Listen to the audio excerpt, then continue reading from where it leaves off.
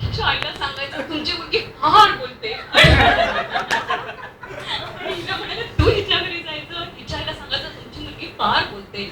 आणि त्यानंतर राधाबाईंनी सांगितल्याप्रमाणे आम्ही त्यांना रिक्वेस्ट केली की पुन्हा असं होणार नाही वगैरे, आणि मग त्यांनी आम्हाला माफ केलं. आणि आज असंच अशाच काही ओळी वाचल्या, तर मला त्या आज फ्रेंडशिप डेच्या निमित्ताने आणि आज आपण एवढं 12 वर्षांनी भेटलोय त्या निमित्ताने अशाच वाचून दाखवायच्या वाटतात. छोट्याच आहेत.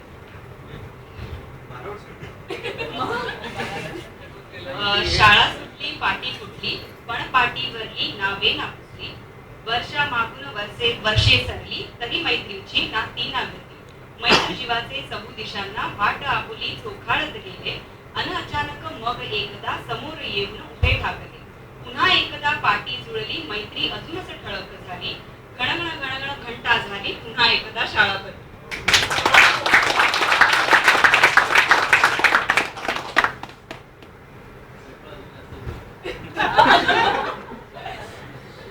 छान म्हटलं ऐकून. नमस्ते, मी दीप्ती भाटे, आताची पेन्सिल. टाळ्या वाजवलं नाही मी सांगितलं. 1.5 वर्ष झालं लग्नाला, आता दादरला राहते. मी सुद्धा 10-1 मध्ये होते. 10वी नंतर हाणूकर कॉलेजला गेले. त्याच्यानंतर मी सुद्धा चार्टर्ड अकाउंटंट झाले. त्याच्या आता शिपिंग कॉर्पोरेशन ऑफ इंडियामध्ये नोकरी करते.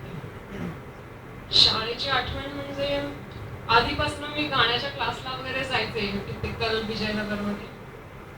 एकदा असंच मी गॅदरिंगला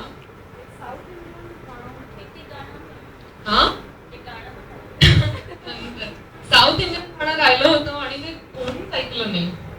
त्यामुळे त्याच्यानंतर मी ठरवलं की हिंदी मराठी सोडून कुठलंच गाणं गायचं नाही. दुसऱ्यांच्या भाषेतलं